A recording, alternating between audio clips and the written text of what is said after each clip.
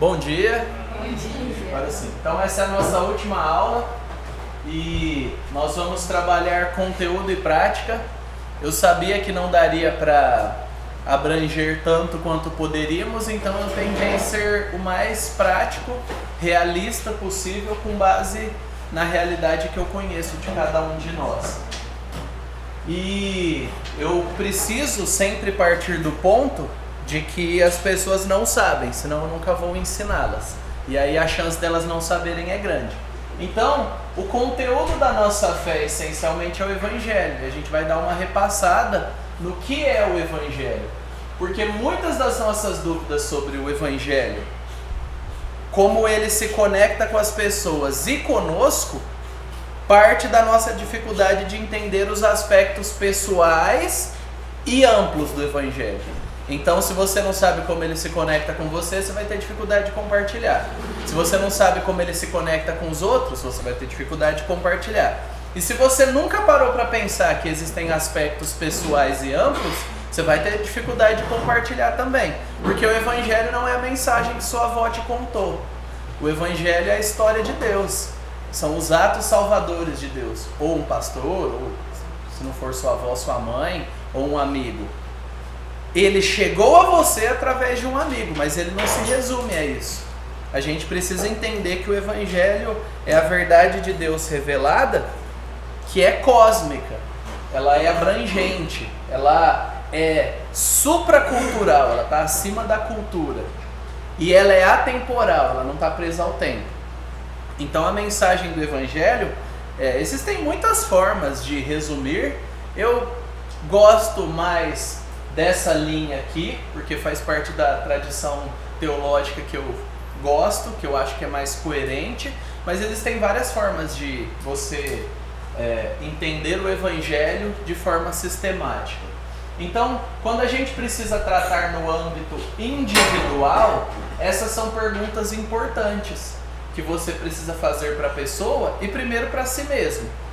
Então, o que eu preciso para ser salvo? Você está olhando para o Evangelho, para as verdades de Deus e pensando individualmente. Eu estou falando de mim. Então, quem é Deus? Você percebe que são todas perguntas? A gente tem trabalhado nessa linha de perguntas, né? Porque perguntas evocam reflexão, se elas são recebidas com humildade, com atenção. Então, quem é Deus? Em algum momento você vai ter que responder isso.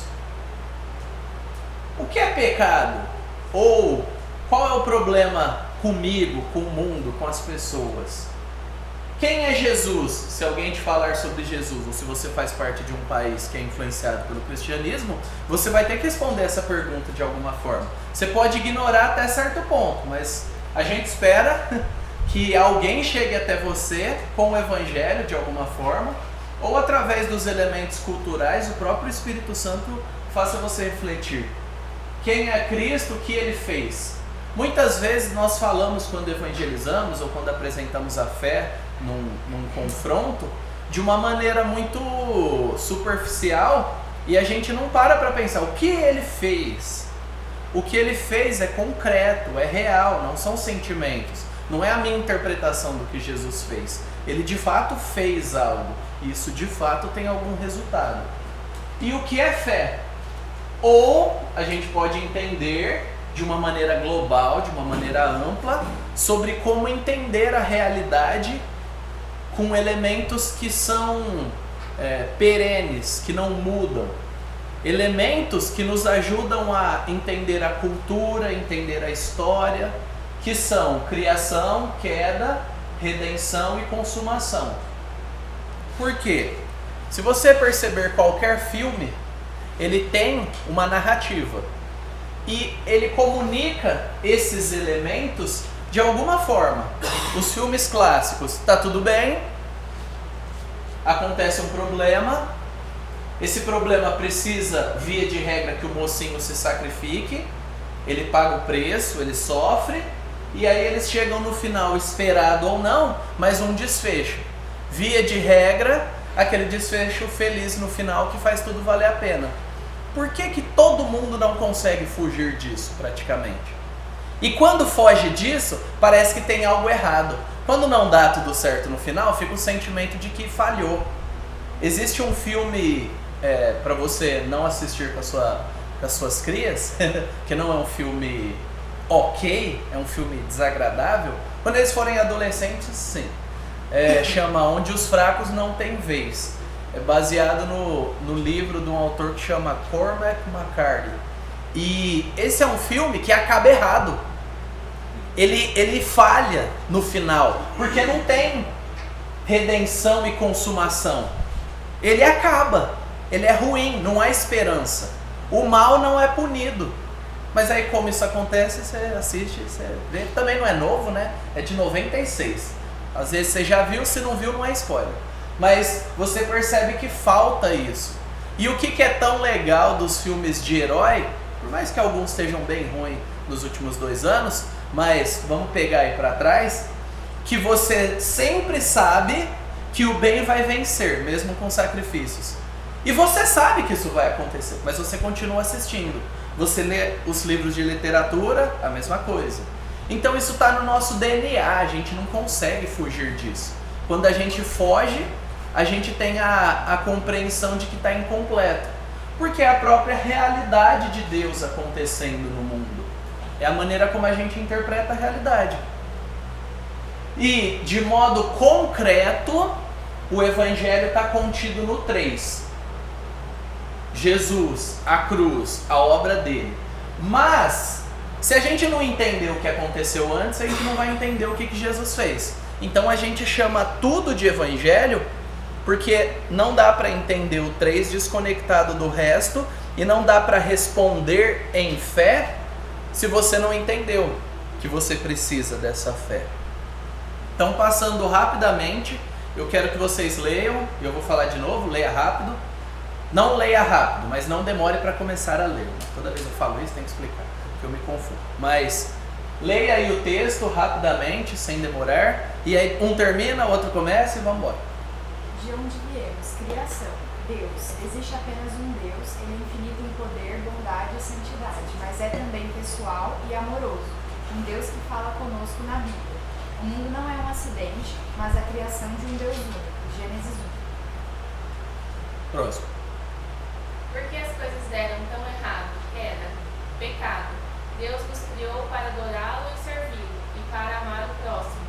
Se vivêssemos dessa forma, seríamos completamente felizes e usufruiríamos de um mundo perfeito. Mas a raça humana inteira se afastou de Deus, rebelando-se contra sua autoridade. Beleza. Então a gente tem criação e queda. Por que é tão importante na minha apresentação do Evangelho trabalhar com a criação e com a queda? Para dar sentido. Porque a gente não está no vácuo. Existe uma história. Existe um de onde para chegar onde estamos. E o nosso de onde começa com Deus. Percebe que a apresentação do Evangelho que começa com Deus te ama, tem um plano maravilhoso para a sua vida e Ele quer que sua vida seja fácil, não é verdade? Porque Ele não quer que a nossa vida seja fácil. Ele quer nos unir a Ele. E a nossa vida não vai ser fácil. Eu não sei quantos aqui podem levantar a mão e falar de olho fechado: nossa, minha vida é fácil. Deus tornou minha vida muito melhor de forma que eu não tenho problema nenhum. Só melhora. Ser honesto só melhora. Ser verdadeiro, falar a verdade só torna minha vida mais fácil. Ter que perdoar os outros só torna minha vida leve. Minha vida assim, né? Tô quase no céu. Nem preciso ir pro céu. Eu vou achar que você é esquizofrênico. Você tá doido. Você tem um diagnóstico aí. Porque não é concreto, não é real. Ser honesto custa nesse mundo. Ser bom é ser chamado de otário aí. E às vezes você vai ser tratado como otário. E você vai ter que sorrir e falar: Deus não me acha otário. Os outros me enganam, mas eu vou continuar sendo honesto porque é isso que eu agrado. Então, se você entende que existe um Deus que criou um padrão moral, você vai entender que o padrão moral que a gente vive hoje é uma distorção. Todo mundo tem na sua matriz de pensamento, no seu sistema operacional, a ideia de que há um jeito melhor de viver e nós precisamos fazer algo para alcançar. É uma rejeição da realidade. Na cosmovisão muçulmana, por exemplo, não existe queda. O ser humano é isso aí. Não existe uma compreensão de que houve um decaimento moral. Olha o desdobramento disso. Se não há um decaimento moral, não há uma esperança de transformação moral como nós temos. Imagina você pensar em um mundo futuro onde todos os seres humanos vão ser como são hoje. Eu não ia querer viver para sempre num lugar desse. Já é difícil viver até uns 80 anos aqui. Agora imagina você viver para sempre desse jeito. Tanto que o telos, o propósito deles, quando se matam na jihad, na guerra santa, é o quê? Receber várias virgens. Eu fico pensando, por que as mulheres não se matam? Elas vão ganhar o quê? Já é uma falha, né? Já não é igualitário olhando para o mundo aí. Mas aqueles terroristas, homens que se matam, eles recebem uma promessa, está lá no Alcorão, de que vão receber, vocês sabem quantas virgens? 70 virgens. Que não vão continuar sendo virgens por muito tempo. Mas, qual que é o propósito disso? Um céu baseado em sexo. A esperança escatológica, a esperança futura é: eu me mato aqui para um Deus que vai me dar sexo. Percebe como é baixo esse padrão moral? Não tem uma esperança gloriosa. É isso. Vamos viver uma eternidade com um Deus que não é gracioso, que vai dar sexo para aqueles que se matam por ele. É pobre, não acalenta o coração. Então, quando a gente apresenta isso no mundo de hoje, ele confronta, mas ele dá sentido. Há pecado, há distorção. Por isso que as coisas estão ruins. Só há pecado porque é um Deus criador que é a régua de todas as coisas, que diz o jeito que a gente deve viver. E o pecado é a distorção disso, é a traição de Deus. E todos nós somos afetados pelo pecado, não a partir dos 7, 5 ou 3 anos. Todos nós nascemos em pecado. Todos nós nascemos apodrecidos. Próximos. Que restaurará todas as coisas? Cristo. Em primeiro lugar, Jesus Cristo restaura as coisas por intermédio de sua encarnação. A segunda maneira de Jesus restaurar as coisas é por meio da substituição. Por causa da nossa culpa e condenação, o Deus justo não pode simplesmente deixar nossos pecados de lado. A terceira maneira de Jesus consertar tudo é a restauração final. Então a gente tem aqui uma esperança. Quando a gente pensa em Jesus Cristo, ele tem um propósito e uma identidade.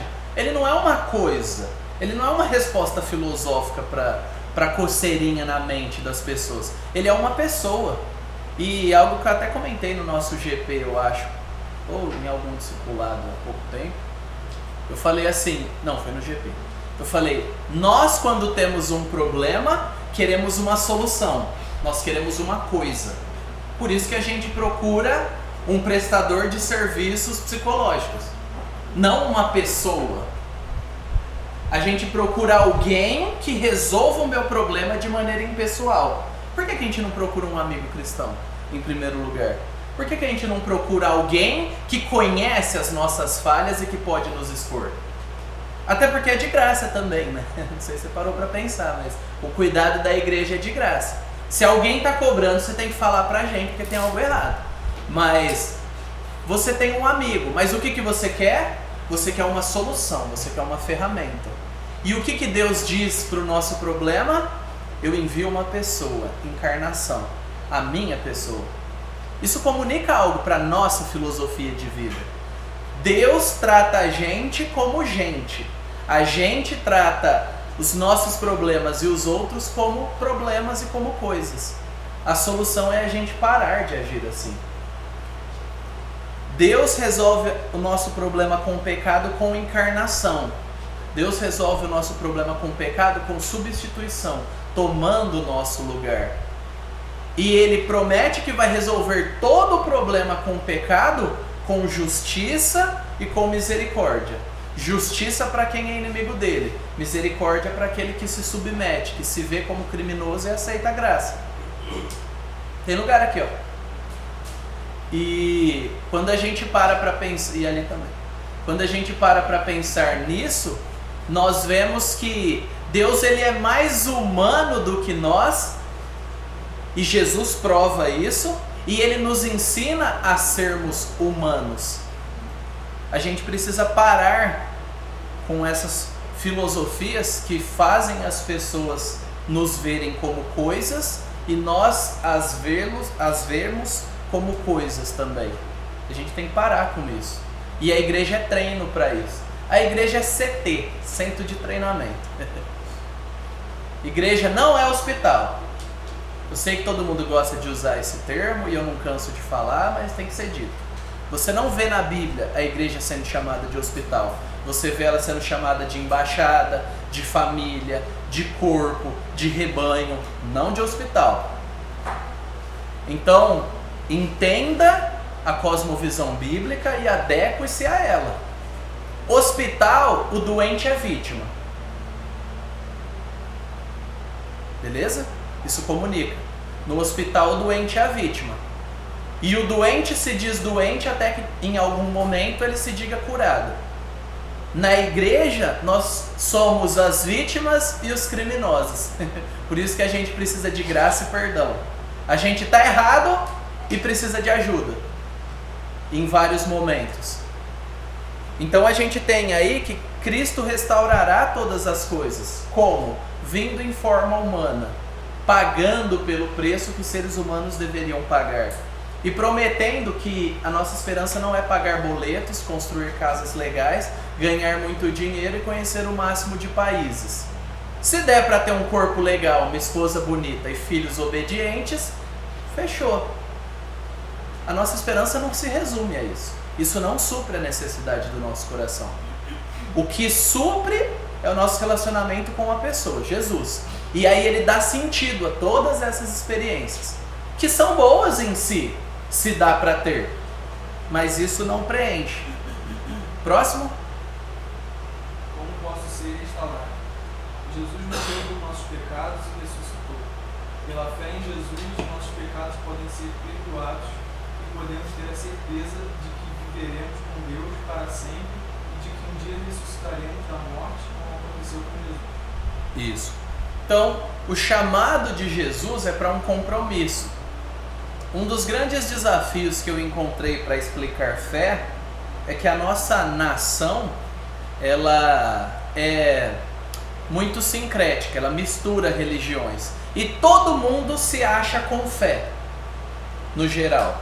Então, quando eu falo fé, eu não estou usando a fé que a pessoa que mistura catolicismo, budismo e espiritismo diz. Então eu tenho que qualificar a fé que eu estou citando. Então como eu qualifico? O jeito que eu gosto de exemplificar é o casamento. O que é o casamento?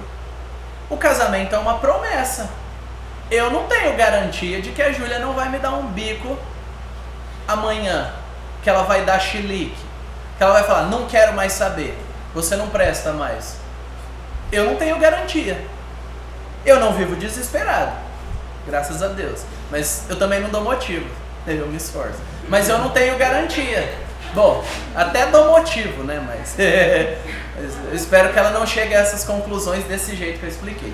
Mas as pessoas que você conhece precisam chegar. Então, elimina o elemento afetivo. A pessoa é casada. O que é? É uma esperança isso daqui. É um símbolo de uma esperança. Não vai se romper. Mas eu não tenho garantia concreta sobre isso. Então é uma esperança que gera um compromisso. E por causa do compromisso, eu vivo de um modo que é coerente com essa esperança. A fé é isso. A fé cristã é isso. Ela não separa prática e ela não é sentimento. Ela é um sentimento em ação, que muda a prática. E se a gente conseguir comunicar isso, a gente vai ter 30% de caminho andado para esclarecer o que nós queremos dizer e o que Jesus quis dizer com tudo que ele fala nos evangelhos. Porque quando a gente não conceitua, sabe o que acontece? A gente fica refém do vocabulário do outro. E o vocabulário do outro, se não for trazido à tona, pode significar qualquer coisa. E aí a sua apologética está fadada ao fracasso. Porque você não conceituou, você não estabeleceu limites. Então é importante que a gente estabeleça limites, que a gente estabeleça o que nós queremos dizer. E por que eu trouxe tudo isso? Porque quando você entende o Evangelho, você pensa nele, ora ele, aplica ele aos seus pecados e à sua vida, você vai perceber que quando você conversa com os outros, você não está fazendo algo novo. Você está fazendo aquilo que você já faz consigo mesmo. E aí fica muito mais fácil. E o propósito da apologética é limpar caminho para que as pessoas creiam em Cristo. Só que apologética e evangelização são unha em carne. A gente não espera que nós formemos ótimos evangelistas aqui e péssimos apologetas ou apologistas. E nós não esperamos o inverso também. Nós precisamos ser razoavelmente bons em apologética, na argumentação da fé e na apresentação e no convite à fé. Porque você pode detonar todos os argumentos da pessoa e falar, bom, deu meu horário, vou embora. E você não convida ela a crer em Cristo. Você não fala, e aí, o que você vai fazer com tudo isso? Se tudo isso que eu falei é verdade, e agora? Para onde iremos? E não deixa portas abertas. Essa é uma grande falha daquilo que nós chamamos de pregação. Ou você quer resolver tudo em uma oração. Não, faz uma oração comigo, é mágica. É tudo uma varinha de oração. Plim, tá salvo. Ó, que legal. Só que isso não causa transformação interna. A oração pode ser uma manifestação de algo que Deus fez, mas a manifestação não faz Deus agir. Não é mágica. Por isso que o Evangelho é o conteúdo central do que nós temos que saber. Se você dominar o seu conhecimento sobre o Evangelho, se você estudar exaustivamente, orar, pensar, você vai estar mais preparado quando alguém apresentar alguma falsa inconsistência. Porque você conhece aquilo, você pensou, você refletiu. E aí a vida fica mais fácil. Beleza? Até aqui? Agora fica a parte boa. Eu preparei aqui uma simulação para a gente testar. A gente não tem muito tempo, mas como eu sempre digo, não sei se eu falei no começo dessa classe, vocês podem perguntar. Se perguntam ou não, é um problema de vocês. Mas eu vou perguntar, isso é garantido. E aí eu pergunto para vocês. Eu não sou cristão, porque os cristãos são falsos ou hipócritas. Eles falam e vivem de maneira diferente. Convença-me, com base no que vocês já aprenderam. Vamos lá. Eu diria para a pessoa que a principal diferença entre um cristão e um não cristão é a fé em Jesus e o arrependimento. Então o cristão ele é um pecador que está sendo santificado, e o não cristão é um pecador que não está sendo santificado. Então essas incoerências que ele vê nos cristãos são esperadas. A questão é que elas não devem persistir, o erro não deve persistir. Tem pessoas persistindo nisso porque elas não compreenderam o real significado do evangelho. Então ele pode estar vendo cristãos em transformação que vão pecar, ou ele pode estar vendo cristãos que não estão vivendo essa transformação, realmente estão sendo hipócritas. Então vamos lá. Eu não sei o que é santificação. Santificação é um processo de, eu vou dizer assim, de se tornar parecido com Jesus, que só ele pode operar no ser humano. O ser humano não é capaz disso sozinho. Tá. Então não faz diferença se eu creio ou não, se eu vou continuar errando. Outras pessoas ajudem a Laís, gente. Não é pra um responder tudo e todo mundo falar, ainda bem que não foi comigo. Não, é pra gente construir junto. Somos corpo. Vamos lá. Eu te perguntaria o que você quer dizer com falsidade e hipocrisia na prática.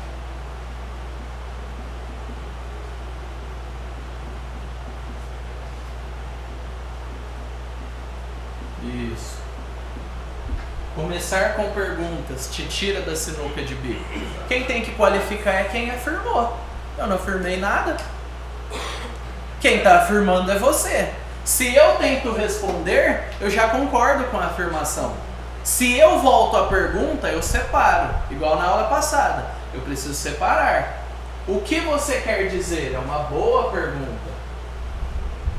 Eu quero dizer que eu não vejo diferença. Os cristãos pagam mal, não cristãos também. Se duvidar, eu acho que tem crente que é até pior para pagar. Tem crente que leva até vantagem. Eu conheço uns de uma igreja aí que são assim, complicados. Qualifiquei o que eu quero dizer. E agora? Como é que a gente vai trabalhar? O mar incrédulo. Responda ao mar incrédulo. Imagina o mar incrédulo. Se eu fosse ateu, eu ia ser militante, com certeza. Mas se eu fosse herege, alguém me segura. Nossa, né? Isso é pecado. Hã? As pessoas que você descreveu estão cometendo pecado. Beleza. Mas não quer dizer que todos cometam pecado. Ou melhor, que todos cometam esse pecado que você acabou de exemplificar. Isso. Normalmente, nesses casos, eu inicio falando, olha, se você procura um médico e esse médico não lhe atende bem, você não vai procurar nenhum médico. Então, não segregue cristãos num único grupo. Existem pessoas que acham que são cristãos e pessoas que são cristãos. Então, eu vou estar falando com você sobre o verdadeiramente cristão. Não essas pessoas que vão na igreja, muitas vezes, para picar o cartão e seguir a vida como se fosse mudando. Então, eu já quero são religiosos. Então, acho. Olha o linguajar de crente. Entendeu o cuidado que a gente tem que ter para ser claro? Mundano. O mar incrédulo não sabe o que é mundano. Fala religioso. O mar incrédulo sabe. Incrédulo é ótimo, né? Incrédulo. Vai, pode seguir. Tá ótimo.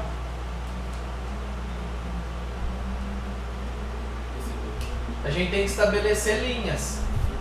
Existem verdadeiros e falsos em tudo. Ué, eu não tenho controle, não sou o critério para dizer quais são os verdadeiros e falsos. Mas existe critério para dizer quais são os verdadeiros e falsos? E qual que é? Então existe um critério que filtra as afirmações e as ações pessoais. E não é a opinião do Mário incrédulo. Então, quando eu me vendo ao linguajar e as afirmações das pessoas, eu perco a possibilidade de questionar. Quando eu começo fazendo boas perguntas e bons questionamentos, eu consigo trabalhar com a resposta que a pessoa me dá e eu só respondo aquilo que de fato é necessário. Eu não preciso ficar desesperado. Não, eu tenho que responder cada coisa. O cara te manda 10 perguntas.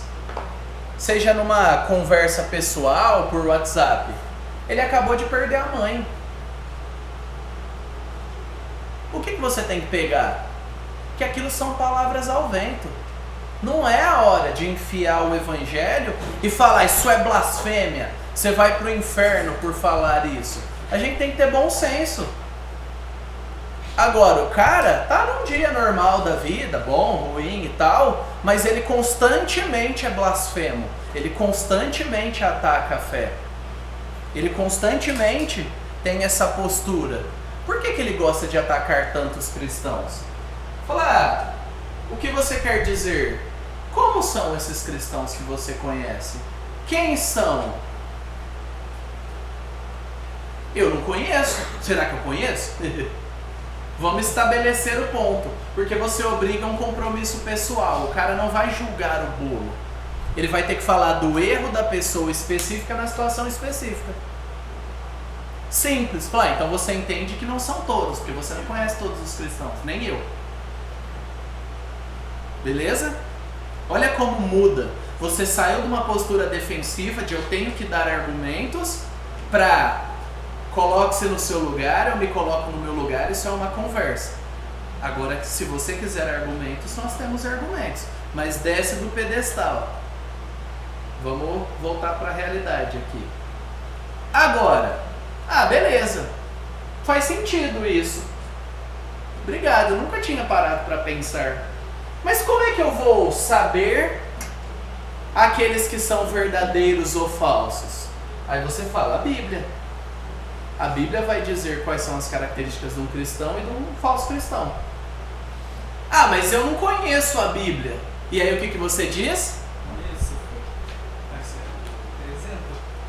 Vem aqui e fica dando Conheça, o que mais? Vamos estudar junto. Como é que é? Vamos estudar junto. Tem crente aqui. O que mais? Dou uma Bíblia pra você, viro as costas e torço pra dar certo, porque eu não tenho tempo. Eu também não tô muito afim de conversar com você. Não, o meu propósito de vida é cuidar dos meus filhos e ganhar dinheiro e me divertir. Aí joga tudo isso no lixo. Entendeu? Não existe neutralidade. Deus está em cada partícula da nossa vida. A maneira que você responde ao simples questionamento pode ser oportunidade para levar alguém a conhecer Jesus. Ou a pelo menos parar de falar M. Se você conseguir que um incrédulo deixe de ser tolo e falar coisas estúpidas pelo simples fato de ajudá-lo a pensar, a gente já está no lucro como cristãos. Agora, o nosso alvo culmina em apresentar Cristo. Vamos estudar então. Vamos gastar um tempo pensando nisso. Que hora que é seu almoço? Minha agenda está super abarrotada. Vamos estudar junto. Eu não dou conta. Eu tenho a oportunidade. Eu não dou conta. Eu não vou conseguir estudar com esse cara sozinho. Eu não consigo me preparar. As dúvidas são difíceis. O que eu posso fazer?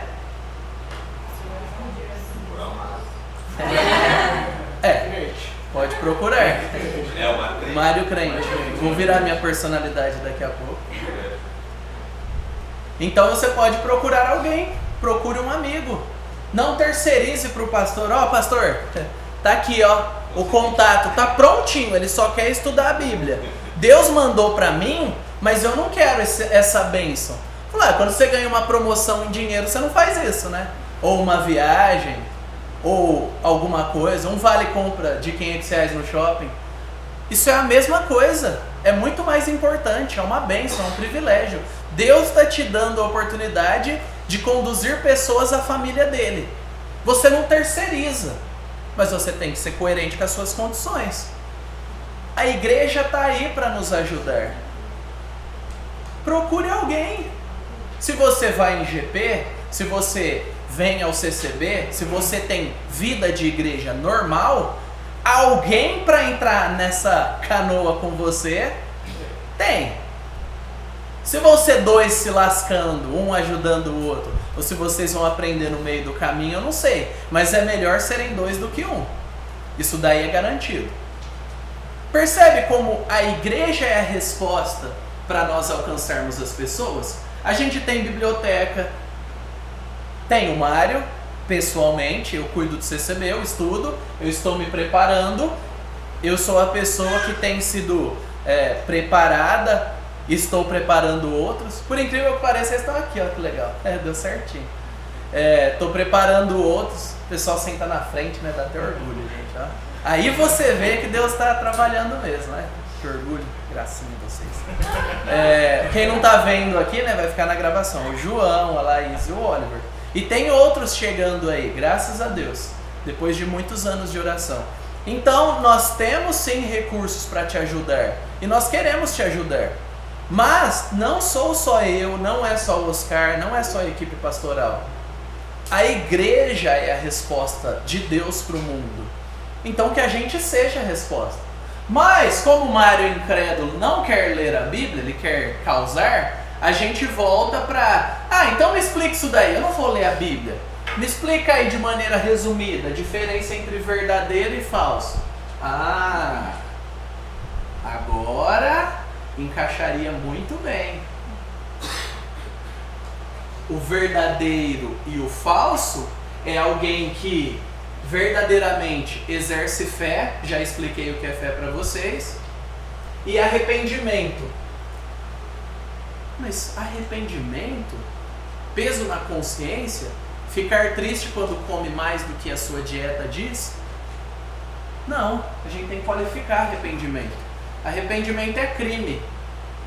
E o legal, pode não ser legal pra você, o legal pra mim, que eu gosto nessas horas, é de trazer um elemento pessoal. Todo mundo ama alguém ou alguma coisa ou alguma causa. E aí eu pego aquela situação e inverto. Eu falo, você ama sua esposa. Arrependimento é o que você sentiria se você traísse ela. Pensa, como que você se sentiria se você traísse? Se o cara trai, aí já é hora de você confrontar esse pecado, né? Ele vai falar, né? Às vezes você sabe, né? Às vezes você já sabe, né? Aí você dá aquela de bobo, né? E aí o cara, nossa. Aí você faz o quê? Explica. Arrependimento é aquele sentimento de, se eu pudesse voltar no tempo, eu não faria de novo. É trair alguém. Aqueles mais duros, não, é verdade, não pode mentir. O cara é um mentiroso, safado, você sabe, engana no trabalho, pisa no pescoço dos outros, você sabe disso. Como que você aplica? Você pode usar uma situação de uma maneira subjetiva. Fala, é verdade, né? Imagina, tem que se arrepender aquele cara que usa o trabalho dos outros para conseguir promoção, né? Isso é falta de caráter. Você não está atacando a pessoa. Você está colocando uma situação que aplica o princípio contra a consciência dela. E aí você fala, se arrepender é você querer mudar e corrigir. É o sentimento de falar, eu não deveria ter feito, se eu puder não farei de novo, vou me esforçar e vou corrigir o impacto errado daquilo que eu fiz. Em relação a Deus, vou para Cristo. Não tem outra resposta. Se você se arrepende verdadeiramente, você vai para Cristo. É aquele que pode resolver. Agora, eu não quero saber. Eu quero encher o saco de vocês, porque o Mário Incrédulo está aqui para isso, para causar, e você vai encontrar várias pessoas desse tipo por aí.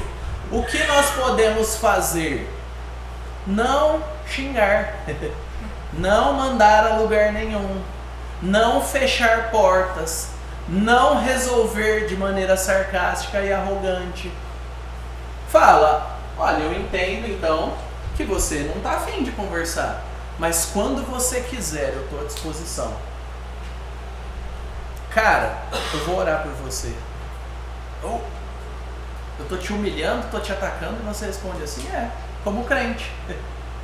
Como a gente deve responder, não se sentir vítima. Mas saber que nós fomos chamados para isso, para responder à razão da nossa esperança. Se você tem uma esperança, responda a razão dela. E a razão da nossa esperança está em Jesus. E você vai ouvir esse tipo de coisa dentro da igreja também. O que você faz? Você usa o evangelho e aplica a pessoa da mesma forma. Às vezes a gente cria tanta expectativa sobre quem se diz cristão e sobre os não cristãos, a gente fala assim, mas espera aí, quem se diz cristão tem que explicar a sua base, sim.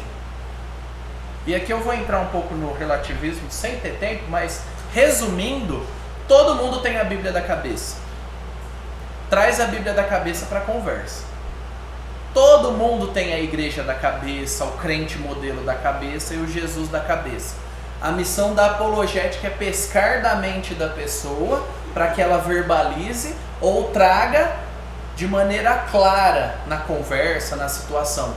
Porque se ele traz, eu consigo desconstruir, consertar ou até afirmar aquilo que está certo. Mas se o outro não traz, eu estou numa cortina de fumaça. Eu falo é isso e ele concorda. Na terceira frase depois ele fala, bom, não é bem assim. O que eu quis dizer é isso. Aí você fala. Aí 5 minutos depois da conversa, o que eu quis dizer é aquilo. E é tudo contraditório. Por isso que nós precisamos fazer perguntas para que a pessoa fale. Para que ela afirme. Quando ela afirma, nós argumentamos contra a contradição dela com boas perguntas. Mas você não acabou de dizer que era redondo? Agora é quadrado? Você não acabou de dizer que esse tipo de gente intolerante tem que se lascar, mas agora você fala que sua religião é de amor? Como é esse amor? Quem tem que se lascar? Quem é intolerante? Não seria intolerante essa sua opinião? Quando a gente sai da defensiva, a gente consegue trabalhar melhor.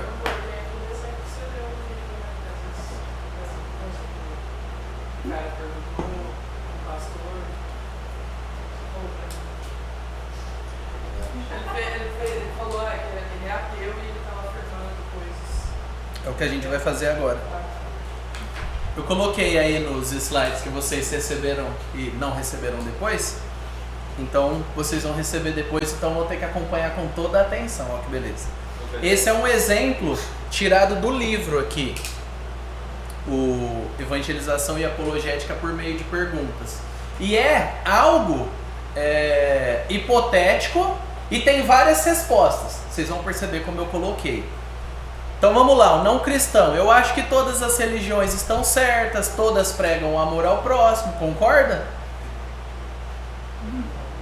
Se há várias religiões, não importa qual eu escolha, desde que eu seja sincero, né? Percebe que esse né, esse concorda no final, é uma pergunta pessoal para você. A maneira que você responder vai designar todo o destino da conversa. Eu não acho certo falar para alguém que a religião dela é errada. Quem somos nós para julgar? Essa é boa? Essa fui eu que coloquei, não tá no livro, viu? Essa é minha. Se alguém for tirar foto, pode me marcar. Direitos autorais, Mário Belsotti. A resposta do cristão. Eu não entendi muito bem. Me explica. O que você quer dizer? Ué, quem está afirmando é você? Não entendeu? Como assim? O que você não entendeu? É justamente o que eu quero saber. Por que você está afirmando isso, né? Ou, é o que eu disse, eu realmente creio que todas as religiões têm coisas boas e estão certas. Por isso que é importante você estudar e ter alguma base, não se alimentar de youtubers que não usam fonte, que você não consegue acessar só. Eu já pensei de forma parecida durante algum tempo, mas a minha maneira de pensar mudou. Olha o que eu estou fazendo, eu estou lançando dúvida de maneira sutil. Eu não concordo com você, mas eu penso diferente de você. A pessoa que não quer conversar, encerra aqui e vai embora. A pessoa que quer conversar, que quer sair por cima, geralmente, ela fala, mas como assim? Porque se eu tô certo, como assim você pensa diferente de mim? E no nosso mundo plural, quanto menos pessoas que convivem comigo pensarem diferente de mim, mais eu fico em paz. Porque esse negócio de pluralidade é uma mentira. A gente quer gente igual a gente, que concorda conosco, a gente se sente inquieto. Então esse negócio de pluralidade é uma baita mentira politicamente correta que você tem que responder na faculdade, no trabalho, na empresa, mas na prática você quer gente que pense igual a você, te inquieta quem discorda. Você vai querer validar a sua opinião, geralmente. Aí o não cristão, o que mudou? Você não concorda com o que eu disse por quê? Ué, como assim? Eu estou falando aquilo que é o resumo do pluralismo. Todas as religiões estão certas, não pode falar que ninguém está errado. Por que você não pensa igual a mim? Eu achava que você era alguém tão nobre, crente, né? Do amor, e você está discordando de mim? Eu estudei um pouco, eu refleti quando me questionaram, ou quando eu li em um livro, ou quando eu vi um filme. Enfim, seja verdadeiro naquilo que você fala.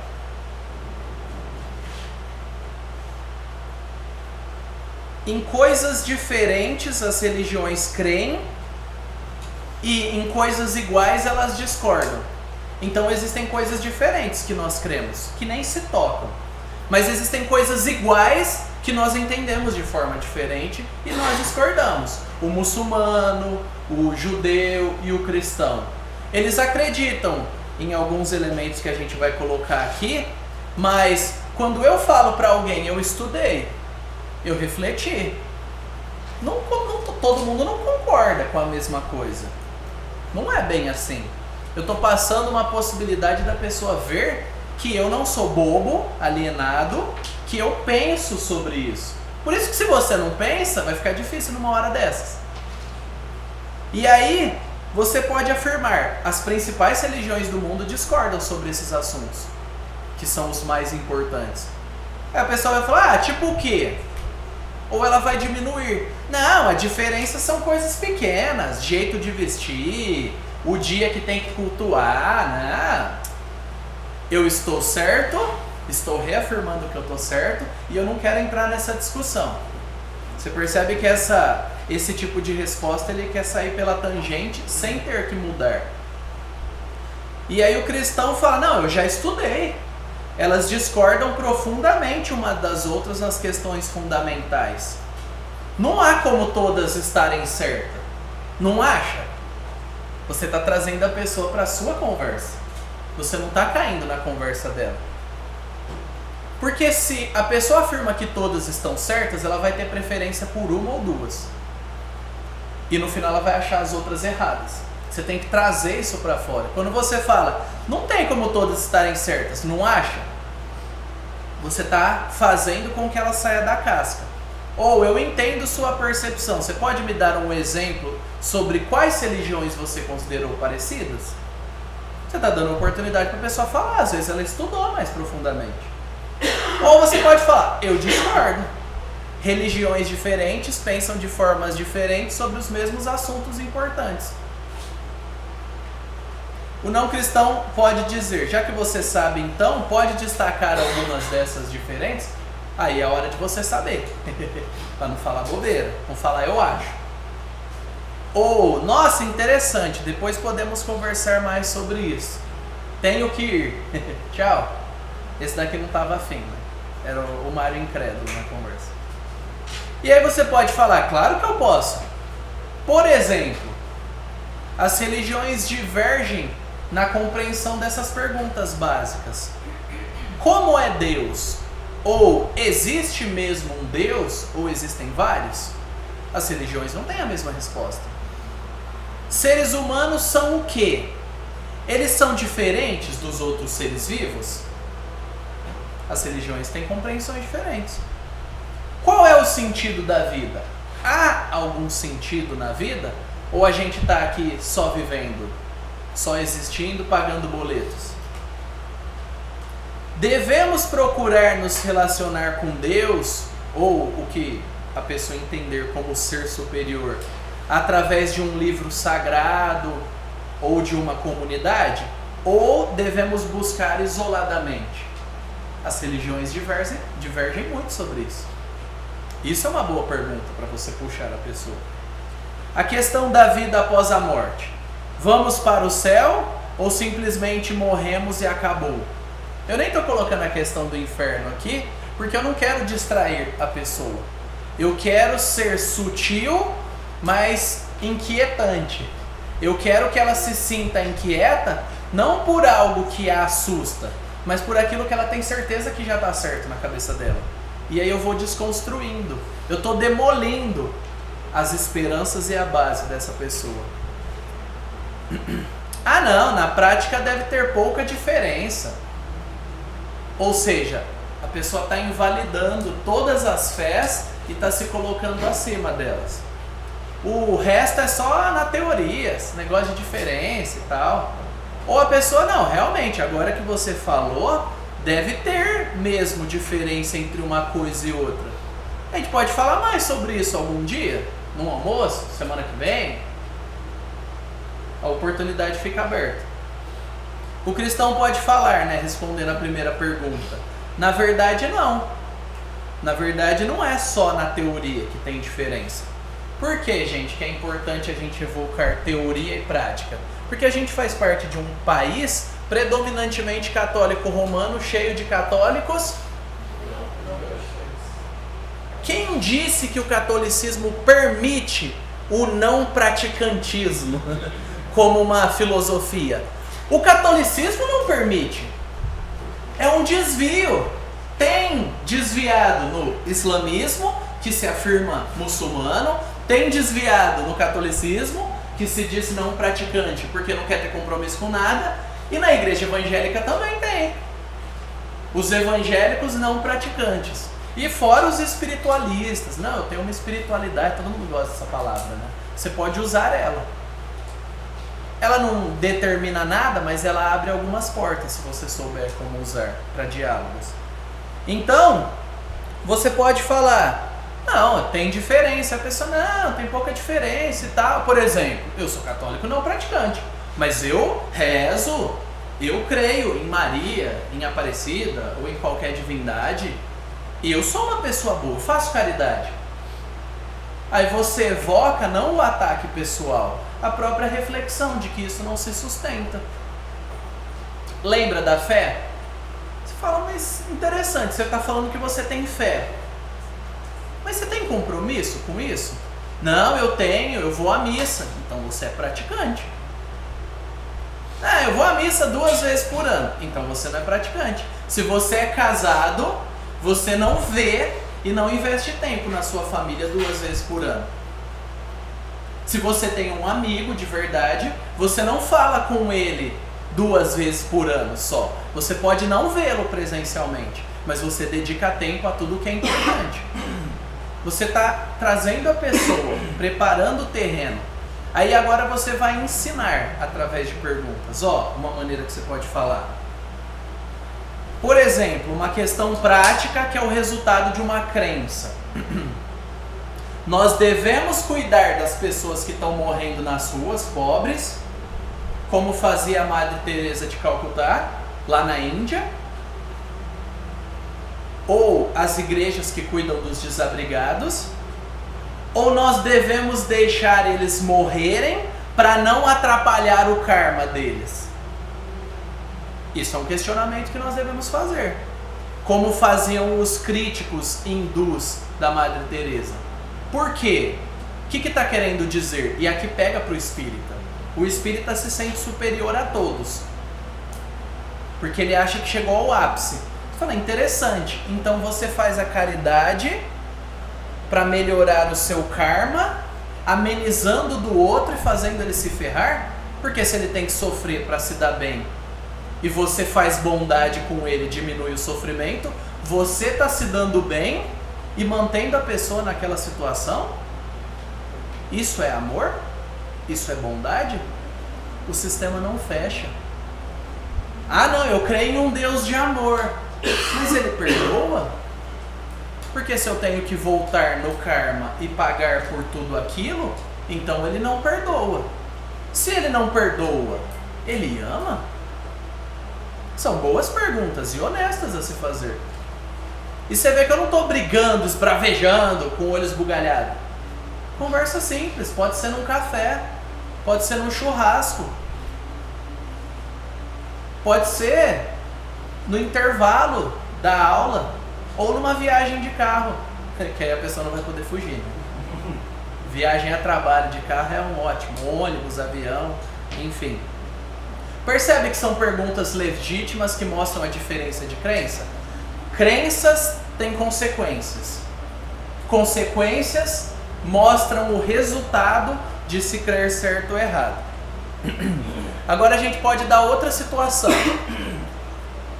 O judaísmo afirma que Deus escolheu o povo judeu, ou os descendentes de Isaac, para ter a terra de Israel. Isso está acontecendo hoje, conflitos lá. É algo que a pessoa pode ver na internet. Estou trazendo algo que traz elementos políticos e religiosos. Os muçulmanos acreditam que Alá escolheu eles através da descendência de Ismael. E eles que devem ter a terra. E o nome que eles dão é Palestina. É um erro, é uma imprecisão quando pastores hoje em dia, eu aprendi isso no seminário, e faz sentido. Quando pastores hoje em dia pegam a Bíblia e leem daquela época e chamam de Palestina, o nome não era Palestina, era Judéia. Judéia, Pérea, enfim, tinha vários nomes ali que era dividido. Quando eu chamo de Palestina, eu já caí na narrativa. Os muçulmanos chamam de Palestina. A mídia pró-muçulmana chama de Palestina. Mas não é o termo daquilo lá. Fecha parênteses. Há muita agressão mútua entre os dois lados por causa dessa divergência. Ou seja, eu estou falando de uma crença que mata a gente. Tem gente se matando, tem gente matando os outros e tem gente sofrendo hoje por isso. Eu não estou sendo subjetivo, isso é concreto. Como pode um estar certo e o outro também estar certo? O que um dos lados pensar vai afetar o outro. Se alguém mudar de ideia, vai ter que dar a terra para o outro e isso vai ter problema. Não dá para ser neutro. Opa! E eu coloquei um aqui que eu acho que seria interessante também. Que esse tem mais a ver com o nosso contexto aqui, ó. Aqui a gente está usando elementos que tocam em algumas questões sensíveis agora, para o nosso contexto brasileiro. Uma abordagem mais para a nossa cultura. Nós devemos acreditar na reencarnação, como os espíritas dizem, ou que o homem vai para o purgatório, como os católicos dizem? Isso é um questionamento. São afirmações de religiões que são amiguinhas na cabeça de algum, mas que divergem profundamente. É reencarnação para pagar ou é purgatório? Ou nós devemos acreditar que os homens têm apenas uma vida e devem morrer uma só vez, como Hebreus diz? Aí eu coloco a opção do cristianismo. Eu desconstruo as falácias e coloco a opção do cristianismo. E vou apresentando a plausibilidade. Ou nós podemos confiar que a Bíblia é a palavra de Deus e devemos seguir o que ela diz, como os evangélicos afirmam. Ou nós devemos ter mais livros sagrados, como os mormons afirmam, que é o livro de Mormon. É um questionamento. Se você vai seguir um livro, percebe como não é tudo paz e amor e todo mundo concorda? Eu não tenho direito de falar em nome de todas as religiões como se fosse tudo paz e amor e todo mundo concorda. O problema do mundo é a intolerância. O problema do mundo é a intolerância porque a gente discorda e a gente sempre vai discordar. E discordar é a realidade. A gente está desenhando para a pessoa aqui que é certo e errado. E que ela vai ter que se envolver quando eu trago uma situação de vida, de morte. Eu trago o elemento moral da pessoa. Porque quando ela está de longe, ela julga todo mundo como se ela fosse neutra e não fizesse parte do mundo. Os evangélicos intolerantes, os católicos intolerantes, os budistas, os espíritas, ela se coloca numa posição neutra. Quando eu coloco situações concretas e faço pergunta, ela tem que sair da casca. Aí ela tem que dizer, concordo com isso ou com aquilo. E aí eu mostro a incoerência de concordar. Ué, se você concorda com isso, logo você discorda daquilo. Então você está dizendo que está errado. Ou você está se contradizendo. E tem pessoas da nossa sociedade hoje que vivem até bem com as contradições, a menos que você traga para o âmbito familiar e pessoal. Então você quer dizer, lacrador da Globo, que não tem problema sua esposa te trair? Com vários homens? Aí é hora de você deitar. Você acha normal, porque o amor supera tudo. Não, veja bem. É difícil para um cara aceitar isso.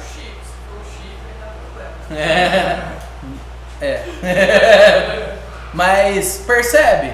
Ah não, então tudo bem roubar das crianças pobres. Por quê? Não faz diferença, o que importa é amar, né? Não, mas espera aí. Porque o ex-político fulano de tal roubou e todo mundo sofreu, tem buraco na rua.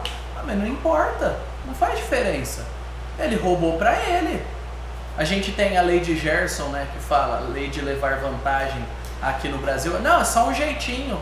Você percebe como as pessoas vivem, usam, mas não querem se comprometer? Porque vai afetar a consciência delas. E o trabalho do cristianismo é virar as acusações contra a consciência da pessoa para mostrar para ela que ela é contraditória, que ela é tão ruim quanto os outros. E para que nós fazemos isso? Para chegar e falar, Jesus veio para pessoas ruins como eu e você. Se arrependa e creia. Há esperança. Agora, se você rejeitar a verdade, aí não tem esperança. Aí saiba que você vai enfrentar um calor da moléstia no final da sua existência. O lago é de fogo e queima. e a tristeza é completa, muito pior do que você já experimentou, então avalie bem. Eu não deixei de citar o inferno porque eu fico desconfortável. Eu deixei de citar o inferno até aqui porque eu não quero que o inferno seja a nossa cartada para humilhar e assustar as pessoas. Suas filhas estão na escada. Acho que elas se desencontraram da Esther.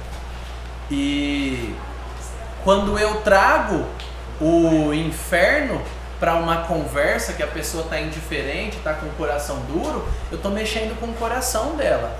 Eu quero que ela não jogue fora. E quando a Bíblia fala sobre nós sermos reconciliadores de Deus, lá em 1 Coríntios, nós apelamos ao mundo. Apelamos no sentido de tenha misericórdia de você. Avalie bem. Não desperdice sua vida, não. Viver na contradição é viver sem paz. Não há paz na dúvida, não há paz na contradição. Mas eu te ofereço paz em Cristo. Se você se arrepender e crer. Creia! Se comprometa! Vamos estudar. Aí a gente mantém a porta aberta. Aí a gente sai de uma posição de vítimas e a gente vai para uma posição de atacantes. A gente vai para a posição de evangelistas com confiança. E a gente glorifica a Deus intelectualmente. Porque, gente, pensar cansa. Fala a verdade. Você já pensa no seu trabalho e tal, e cansa, e resolve pepino, e faz planilha, e paga funcionário. Ou você é o funcionário que quer ser pago e pedir aumento, então você tem que fazer contas. Cansa. Mas quando a gente encontra deleite, alegria, prazer em estudar as coisas de Deus de maneira inteligente e ensinar aos outros, a gente glorifica a Deus. Deus nos chamou para glorificar com os nossos cérebros, com as nossas mentes. Vamos glorificá-lo. A apologética nos ajuda nisso.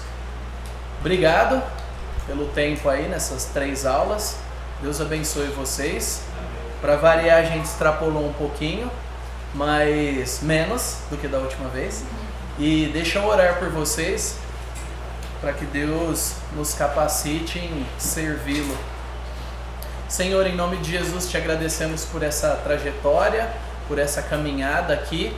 E eu peço que o Senhor capacite os meus irmãos para que desfrutem do relacionamento contigo, sejam fiéis à tua palavra, fiéis à realidade intelectual do cristianismo, de pensar, de dar argumentos, de dar a razão da esperança que há em nós.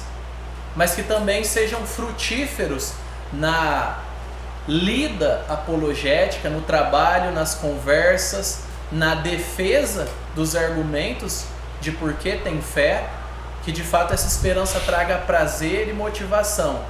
Mas também, ó Deus, eu peço para que o Senhor fortaleça os nossos corações e que nós sejamos felizes e nos sintamos privilegiados por ter tanto acesso a tantas verdades maravilhosas do Senhor que os cristãos da história não tiveram. Tantas ferramentas, tantos recursos. Nos ajude a sermos fiéis. E obrigado por essa igreja que tem levado o Evangelho, sustentado ele e nos preparado para servir no mundo. Que o Senhor nos abençoe, nos guarde e nos frutifique debaixo da tua graça, em alegria. Em nome de Jesus. Amém.